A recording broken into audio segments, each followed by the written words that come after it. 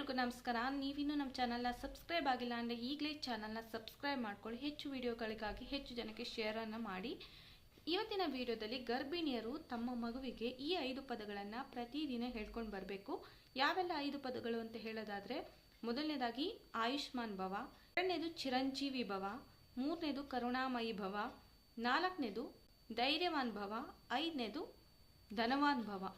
ಈ ಮಗುವಿಗೆ ಆಯುಷು, ಆರೋಗ್ಯ, ಕರುಣೆ, ಧೈರ್ಯ ಮತ್ತು ಜೀವನಕ್ಕೆ ಬೇಕಾಗಿರುವಂಥ ಸಂಪತ್ತು ಸಿಗಲಿ ಅನ್ನೋದು ಪ್ರತಿದಿನದ ನಿಮ್ಮ ಕೋರಿಕೆ ಆಗಿರಬೇಕು. ಇದರಿಂದ ದೇವರು ನಿಮ್ಮ ಒಂದು ಕೋರಿಕೆಯನ್ನು ಈಡೇರಿಸ್ತಾನೆ.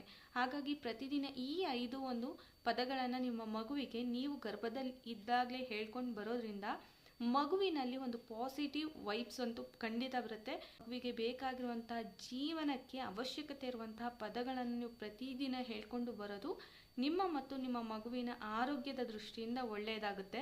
ಇದರ ಜೊತೆಗೆ ನೀವು ಇನ್ನೊಂದು ಮಂತ್ರವನ್ನು ಹೇಳ್ಕೊಂಡು ಬರಬಹುದು. ಇಷ್ಟಾಯ ವಾಸುದೇವಾಯ ಅರ್ಹೇ ಪರಮಾತ್ಮನೇ ಪ್ರಣತಂ ಕ್ಲೇಶನಾಶಾಯ ಗೋವಿಂದಾಯ ನಮೋ ನಮಃ.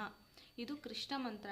ಖಂಡಿತವಾಗ್ಲೂ ಈ ಒಂದು ಮಂತ್ರವನ್ನು ಪ್ರತಿದಿನ ಗರ್ಭಿಣಿಯರು ಹೇಳ್ಕೊಂಡು ಬರೋದ್ರಿಂದ ನಿಮ್ಮ ಮನಸ್ಸಲ್ಲಿ ಏನಾದರೂ ಆತಂಕ ಇದ್ದರೆ ಅಥವಾ ಮಗುವಿನ ಬಗ್ಗೆ ಯೋಚನೆ ಇದ್ದರೆ ಅದು ಎಲ್ಲವನ್ನು ಕೂಡ ಮರೆಸುವಂಥ ಶಕ್ತಿ ಇದೆ. ನಿಮ್ಮಲ್ಲಿ ಒಂದು ಉತ್ಸಾಹ, ಉತ್ತೇಜನ ತುಂಬಿಸುವಂತಹ ಶಕ್ತಿ ಈ ಒಂದು ಮಂತ್ರಕ್ಕಿದೆ.